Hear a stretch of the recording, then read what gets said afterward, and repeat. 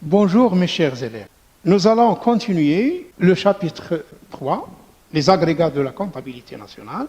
Mais avant, j'aime bien toujours de le situer dans le cadre du programme de l'économie générale et statistique de la deuxième année sciences économiques et sciences de gestion comptable. Le programme, donc, il se compose de 4 parties, comme je l'ai signalé la leçon précédente.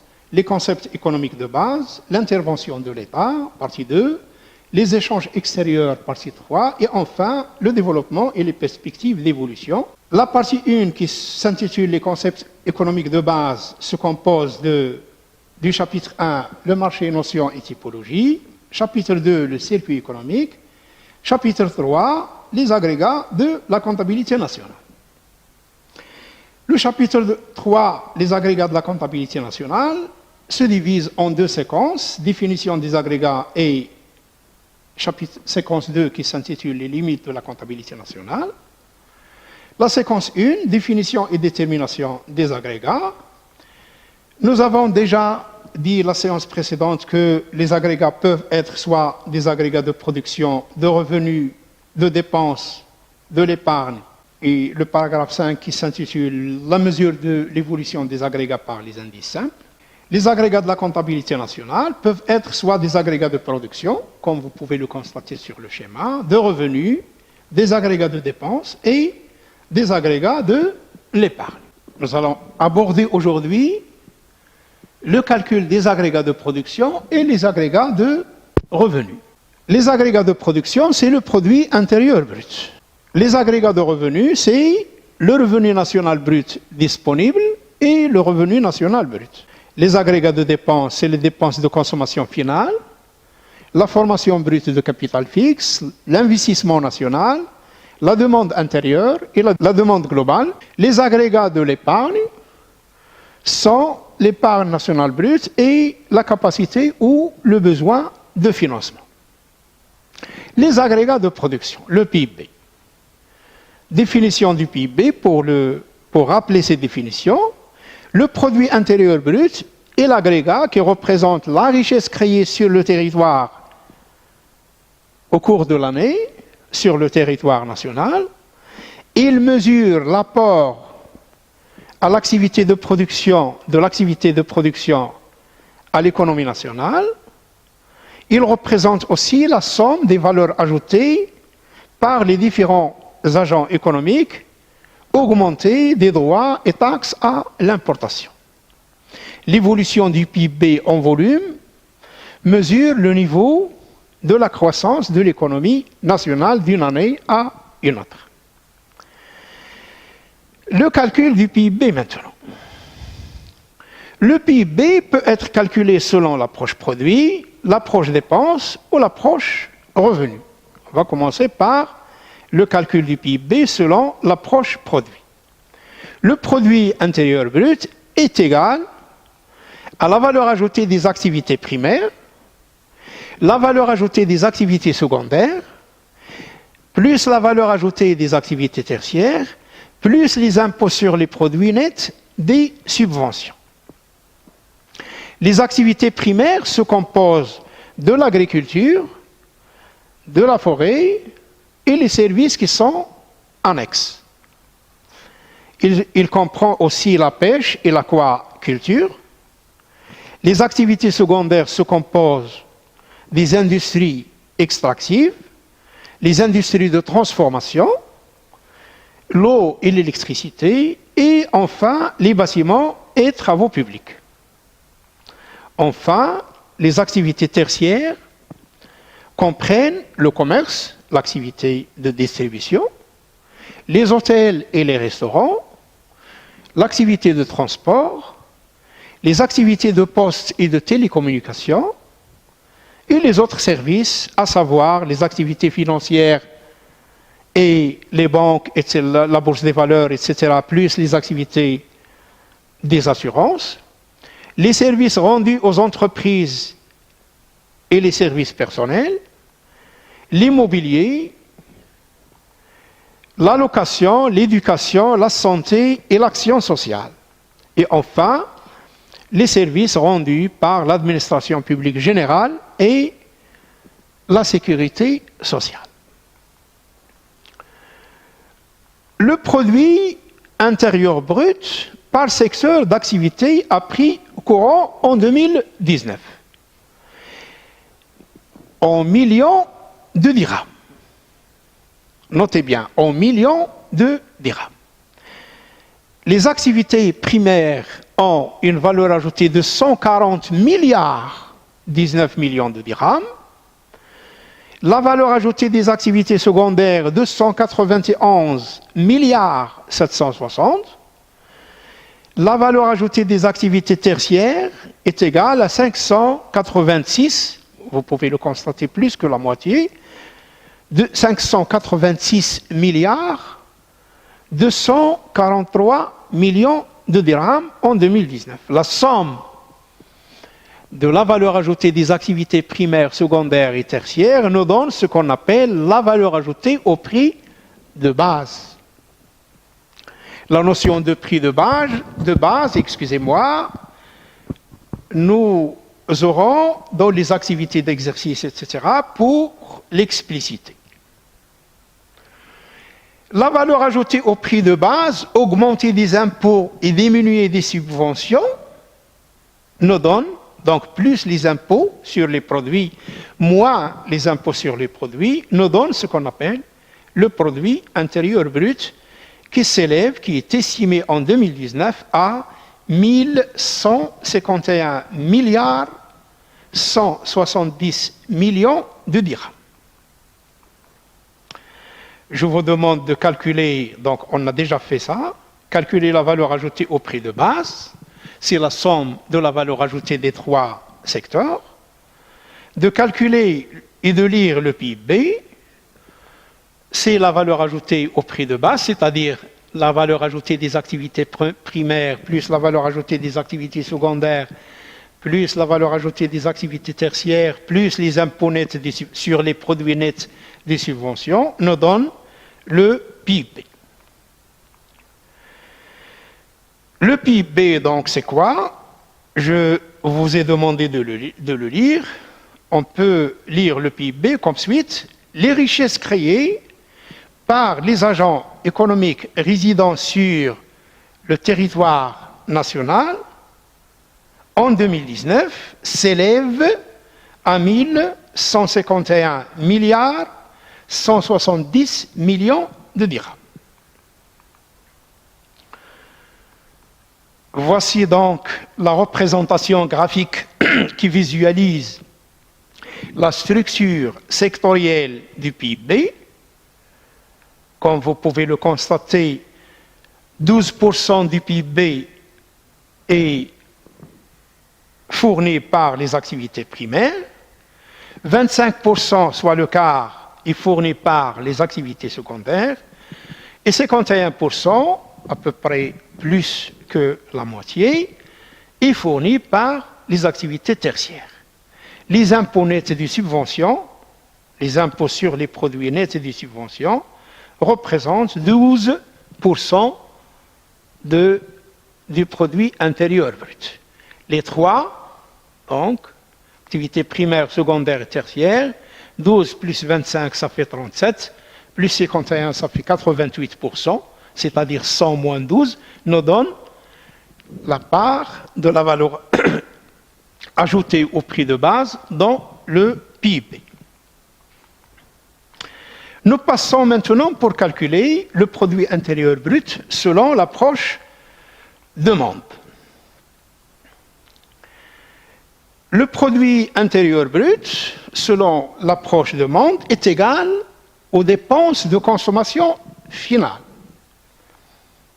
Cet agrégat que nous allons analyser dans le cours prochain, mais on peut dire tout de suite que les dépenses de consommation finale se composent de la consommation finale des ménages marocains, augmentée de la consommation finale des administrations publiques et de la consommation finale des institutions sans but lucratif au service des ménages.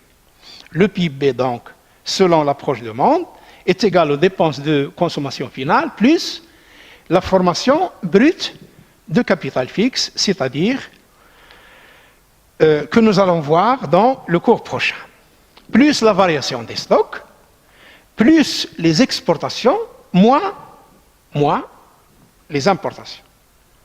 Donc le PIB, selon l'approche de monde, dépenses de consommation finale, plus formation brute de capital fixe, plus la variation des stocks, plus les exportations de biens et de services. Moins les importations de biens et de services nous donnent donc le PIB selon l'approche de monde. En 2019, les dépenses de consommation finale se composent ou s'élèvent à 883 milliards 309 millions de dirhams. La formation brute de capital fixe, 318 milliards 567 millions de dirhams. Plus ou moins la variation des stocks, ici c'est positif, plus 52 milliards 14 millions de dirhams.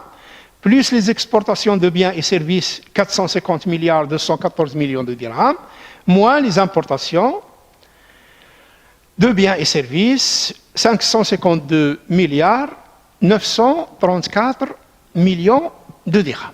Le total du PIB est le même résultat, c'est-à-dire 1151 milliards de dirhams, 170 millions de dirhams. Le tableau suivant, il est très intéressant parce qu'il vous permet, en connaissant des variables, de calculer une variable manquante. Ce tableau est appelé le tableau des emplois et des ressources de biens et de services. Je vous demande de calculer les montants qui manquent, c'est-à-dire le PIB en 2019, de calculer le total des ressources et de calculer le total des emplois. Comme vous pouvez le constater sur le tableau, les ressources se composent du produit intérieur brut et des importations. Les emplois, quant à eux, se composent des dépenses de consommation finale, de la formation brute de capital fixe, de la variation des stocks et des exportations de biens et de services. Je vous demande de dégager à partir de ce tableau deux formules de calcul du produit intérieur brut. Donc, comment on peut faire pour calculer les montants manquants? On peut calculer d'abord le total des emplois. On a toutes les données nécessaires pour fournir le total des emplois. C'est la somme de la consommation finale, de la FBCF, de la variation des stocks et des exportations de biens. Soit un total de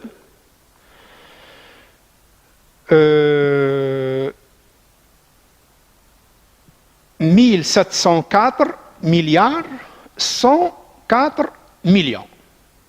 La formule est la suivante, DCF plus FBCF, plus la variation des stocks, plus les exportations. Voici les montants, soit un total de 1704 milliards de dirhams, 104 millions de dirhams.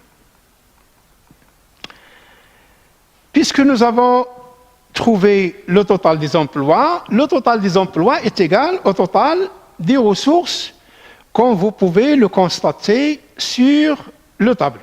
Le total des emplois doit être égal au total des ressources. Donc le total des emplois, 1704, etc., est égal au total des ressources. Je peux trouver le montant du PIB. Le montant du PIB, donc, est égal au total des ressources moins les importations de biens et services.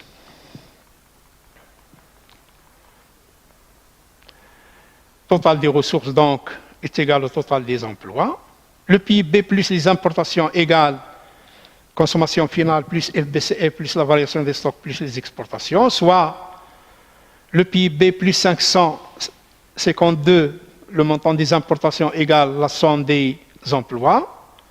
Le PIB, donc, c'est la somme des emplois moins les importations. Le PIB est donc égal à 1151 milliards 170 millions de dirhams.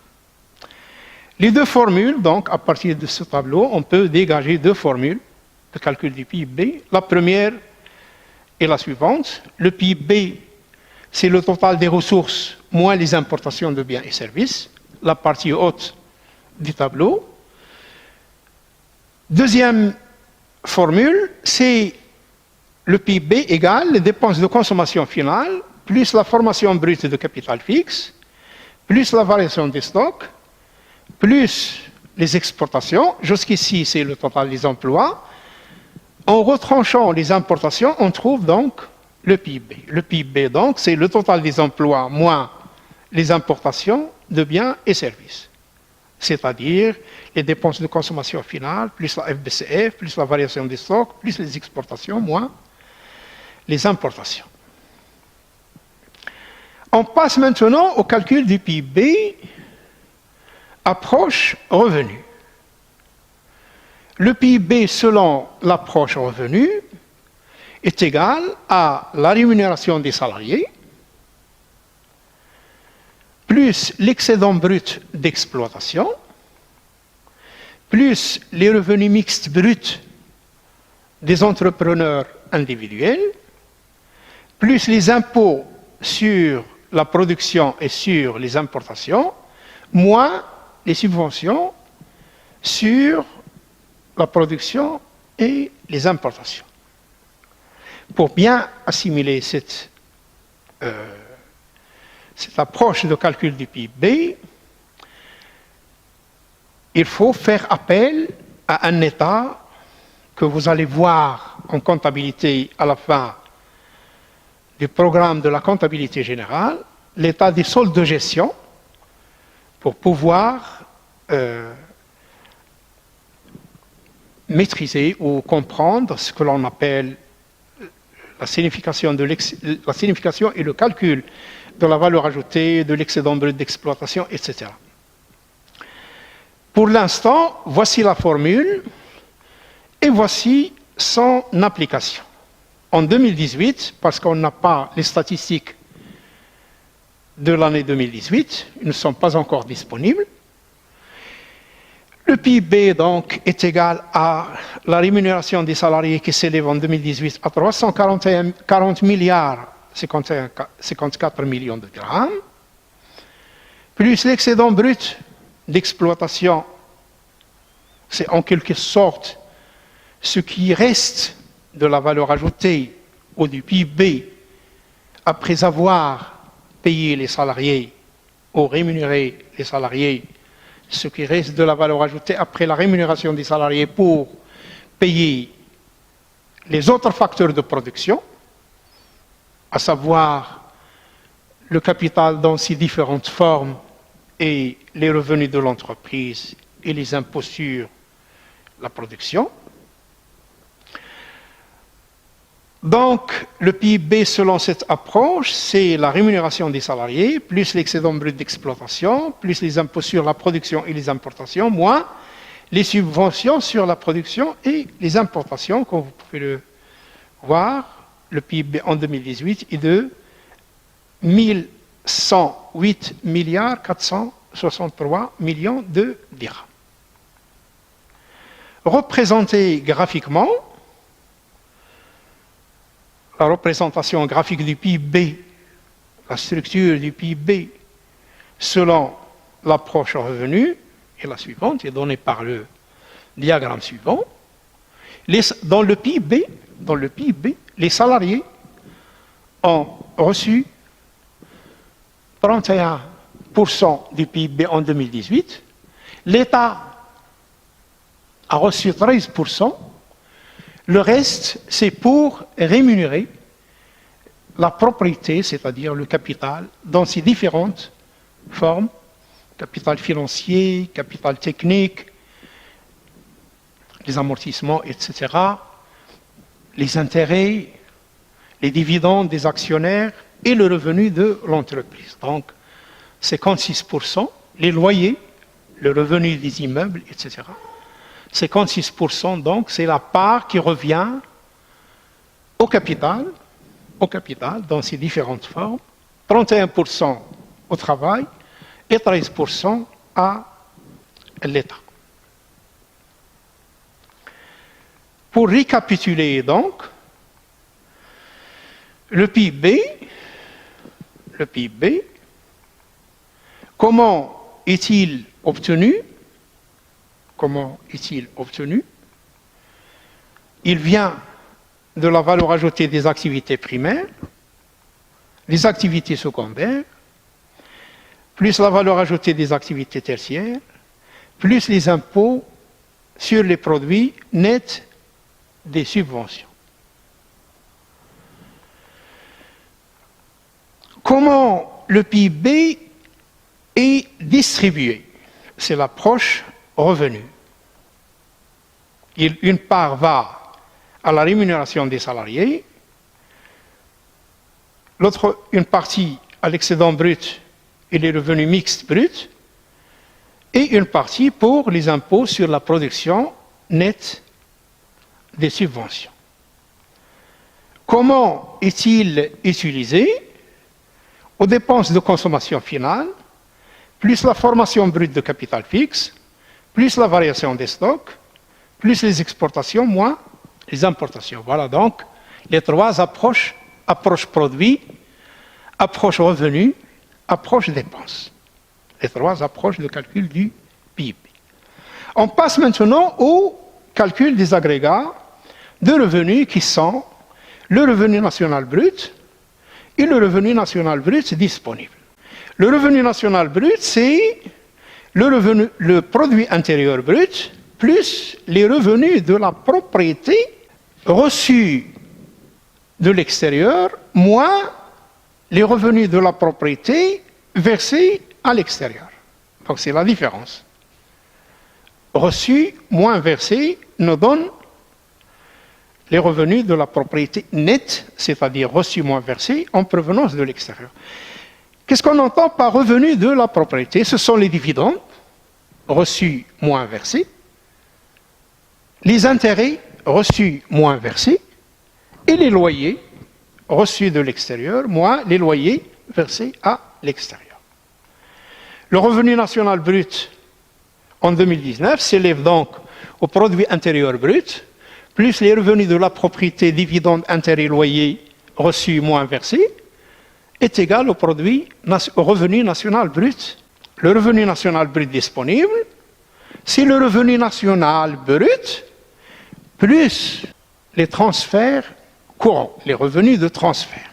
Donc c'est le produit intérieur brut plus les revenus de la propriété nette en provenance de l'extérieur, les deux nous donnent le revenu national brut. Quand on ajoute les transferts courants nets en provenance de l'extérieur, on obtient le revenu national brut disponible. Qu'est-ce qu'on entend par revenu de la propriété? Je l'ai déjà signalé. Ces revenus comprennent principalement les dividendes, les bénéfices reçus par les investisseurs étrangers et donc réinvestis au Maroc, plus les intérêts reçus moins versés, et l'allocation des ressources naturelles à d'autres unités institutionnelles non résidentes. Les transferts courants nets en provenance de l'extérieur, ces transferts enregistrent en recettes les envois des fonds effectués par les Marocains résidant à l'étranger, plus les pensions de retraite et allocations familiales reçues, et les transferts sans contrepartie reçus par, tels que les dons, reçus par le secteur public et privé. En dépenses, c'est-à-dire les transferts versés, ces transferts versés donc enregistrent principalement les transferts effectués par les étrangers résidant au Maroc au titre des économies sur leurs revenus, les cotisations aux caisses étrangères de retraite et de prévoyance sociale. Le revenu national brut disponible en 2019, donc, c'est le PIB, plus les revenus de la propriété nets en provenance de l'extérieur, plus les transferts courants nets en provenance de l'extérieur, est égal au revenu national brut disponible. Le revenu national brut disponible, donc, c'est le produit intérieur brut, plus les revenus de transfert. Les transferts les revenus et transferts. On a associé les deux ici. Si nous pouvons récapituler à travers ce schéma, le revenu national brut disponible comme ressource, il émane pour une grande partie du PIB et l'autre partie des revenus et transferts nets en provenance de l'extérieur. Comment il est utilisé?